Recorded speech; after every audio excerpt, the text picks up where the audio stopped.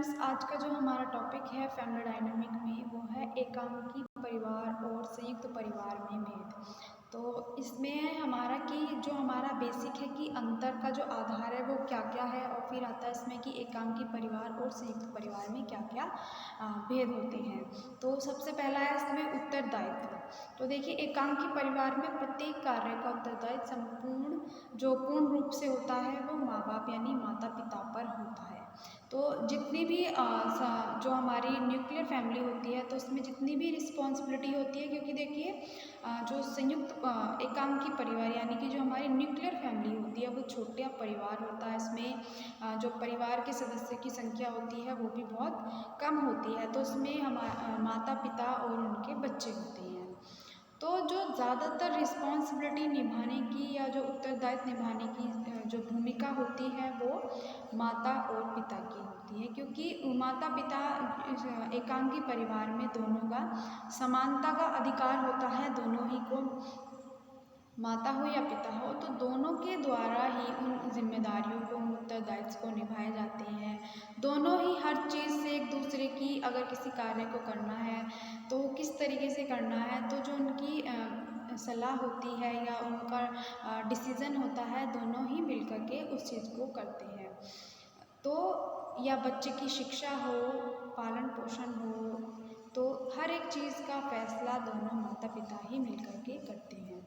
तो जिसमें क्या होता है कि किसी एक व्यक्ति पर उस काम का ज़्यादा बर्डन नहीं पड़ता है, यानी कि उस चीज़ का ज़्यादा बोझ नहीं हो पाता एक काम को लेकर, क्योंकि दोनों ही व्यक्ति उस कार्य को आपस में दोनों सलाह मशवरा के द्वारा या किसी भी तरीके से अपनी राय के अनुसार दोनों ही मिलकर के उस काम को करते हैं। इसी तरह फिर आता है संयुक्त परिवार में जो उत्तरदायित्व है। संयुक्त परिवार के सभी कार्यों के लिए कर्ता का यानी कि मुखिया का ही उत्तरदायित्व होता है, यानी कि जितनी भी जिम्मेदारियां होती हैं घर परिवार में, या बच्चे की शिक्षा को लेकर के है, या खाने पाने की है, या धन की आवश्यकता की है, तो इन चीज़ों की जो आवश्यकता की पूर्ति की जाती है वो सिर्फ कर्ता यानी कि जो घर का मुखिया होता है, इस चीज़ की जिम्मेदारी घर के मुखिया की होती है सभी उत्तरदायित्व को निभाने की। या जितने भी नियम अपने घर परिवार में कुछ नियम होते हैं जिनका पालन हर एक व्यक्ति को करना होता है, तो उस नियम को लागू करने की, तो इन सारी चीज़ की जिम्मेदारियां घर परिवार के मुखिया की होती है। या किसी भी चीज़ का अगर अंतिम फैसला लेना होता है तो वो घर का मुखिया ही लेता है, अन्य सदस्य उस फैसले को नहीं लेते। अंतिम सदस्य जो होता है घर का मुखिया ही लेता है। फिर आता है सदस्य, यानी जो हमारा अंतर का आधार है। फिर है सदस्य। तो एकांकी परिवार में पति पत्नी और उनके अविवाहित बच्चे मिलकर के रहते हैं, क्योंकि तभी इसको हम एकांकी परिवार कहते हैं, यानी कि न्यूक्लियर फैमिली कहते हैं, क्योंकि इसमें जो फैमिली मेंबर्स होते हैं उनकी संख्या कम होती है। दूसरी चीज़ ये है कि उनमें उनके अविवाहित बच्चे मिलकर के रहते हैं, क्योंकि अगर मान लीजिए उसमें विवाहित बच्चे आ जाते हैं तो यानी उसमें 2 पीढ़ियां आ जाती हैं, जो कि एक संयुक्त परिवार बन जाता है, यानी उसमें फैमिली मेंबर्स की संख्या ज़्यादा हो जाती है। तो जो एकांकी परिवार है उसमें एकांकी परिवार में जो फैमिली मेंबर्स होते हैं उनकी संख्या कम मानी जाती है। इसी तरह फिर आता है संयुक्त परिवार। संयुक्त परिवार में 2 या 3 पीढ़ी से अधिक के स्त्री और पुरुष अपने अपने विवाहित एवं अविवाहित बच्चों सहित मिलकर के रहते हैं, यानी कि जो हमारा संयुक्त परिवार के जो सदस्य होते हैं, एक तो वो ज़्यादा होते हैं क्योंकि उसमें 2 या 3 पीढ़ियां एक साथ मिलकर के रहती है, जिनमें कुछ बच्चे विवाहित भी होते हैं और अविवाहित भी होते हैं। तो दोनों में काफ़ी डिफरेंस, यानी दोनों में काफ़ी अंतर हो जाता है। फिर आता है पारस्परिक संबंध। एकांकी परिवार में सदस्यों के बीच मित्रता की भावना होती है, यानी कि जो हमारा एकांकी परिवार होता है उसमें हमारे फैमिली मेंबर्स कम होते हैं, तो जो उनमें एक कह सकते हैं एक मित्रता या एक जो रिलेशनशिप होती है वो काफ़ी अच्छी होती है, क्योंकि सब एक दूसरे के साथ मिलजुल कर या एक दूसरे की जो बातें हैं आसानी से शेयर कर पाते हैं एक दूसरे के साथ, चाहे उसमें बच्चे हों या माँ बाप हो, या किसी भी चीज़ की राय लेनी होती है तो सभी माता पिता या बच्चे आपस में मिलकर के उस काम की राय को लेते हैं या उस चीज़ की जानकारी को लेते हैं, तभी उस काम की शुरुआत की जाती है। लेकिन जो संयुक्त परिवार है, संयुक्त परिवार में परिवार के सदस्यों के बीच कलह और एक प्रकार का मानसिक तनाव हर प्रकार समय बना रहता है, क्योंकि कई बार ऐसा होता है संयुक्त परिवार में कि जो फैमिली मेम्बर्स होते हैं वो ज़्यादा होते हैं, तो कई बार ऐसा होता है कि ज़्यादा फैमिली मेम्बर्स का एक साथ रहने में भी छोटी छोटी चीज़ों पर क्या होता है कि लड़ाइयाँ होने लगती हैं, या कई बार ऐसा होता है कि हर एक व्यक्ति अपनी राय के अनुसार उस काम को करना चाहता है, लेकिन जो एक व्यक्ति की राय है वो ज़रूरी नहीं है कि वो जो राय है वो सभी व्यक्तियों की हो, क्योंकि हर एक व्यक्ति की जो राय है वो अलग अलग होती है। तो कहीं ना कहीं उनमें मानसिक तनाव भी आ जाता है, या कई बार ऐसा होता है कि किसी काम को करने का तरीका बहुत अलग हो जाता है, जो तरीका दूसरों को समझ नहीं आता। तो यही छोटी छोटी चीज़ें, सोच विचार ना मिलना कई बार, या काम करने का तरीका ना होना, या छोटी छोटी मान लीजिए बच्चों में आपस में लड़ाइयाँ हो रही हैं, वो लड़ाइयाँ धीरे धीरे आप बच्चों से लेकर के बड़ों तक आ जाती है। तो कई बार क्या होता है कि संयुक्त परिवार में क्या होता है, ज़्यादा सदस्यों के साथ रहने में अगर कुछ चीज़ें अच्छी होती हैं तो कहीं ना कहीं उनमें कहीं ना कहीं उस समय उनमें लड़ाइयाँ भी होने लगती है। फिर आता है कि संतान का भार। तो एकांकी परिवार में संतान का भार उसके विवाह तक ही उठाना पड़ता है, यानी कि जो एक न्यूक्लियर फैमिली होती है, जो पेरेंट्स होते हैं यानी जो माता पिता होते हैं, उनका सिर्फ इतना उत्तरदायित्व होता है कि अपनी संतानों का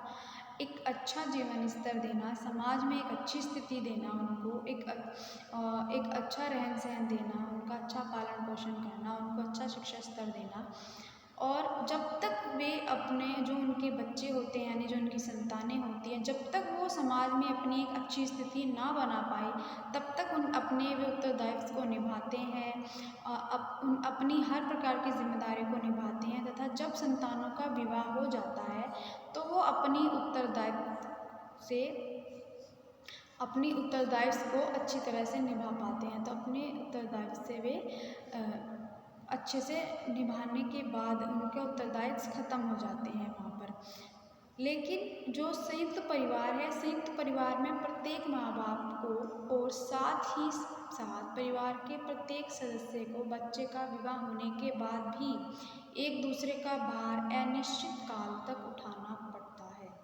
क्योंकि देखिए जॉइंट फैमिली में फैमिली मेम्बर्स एक साथ रहते हैं, तो जो उनका जब भी पालन पोषण करते हैं, उन्हें एक अच्छा शिक्षा स्तर देते हैं, जब उनकी पढ़ाई कंप्लीट हो जाती है, जब उनकी नौकरी लग जाती है, जब उनका विवाह होने के बाद भी वो अपने ही परिवार में रहते हैं, तो वे जो माता पिता हैं वो शादी के यानी विवाह के बाद भी उनका पालन पोषण करते हैं, या जो उनके बच्चे हैं, जो उनकी संतानें हैं, उनका ध्यान रखते हैं।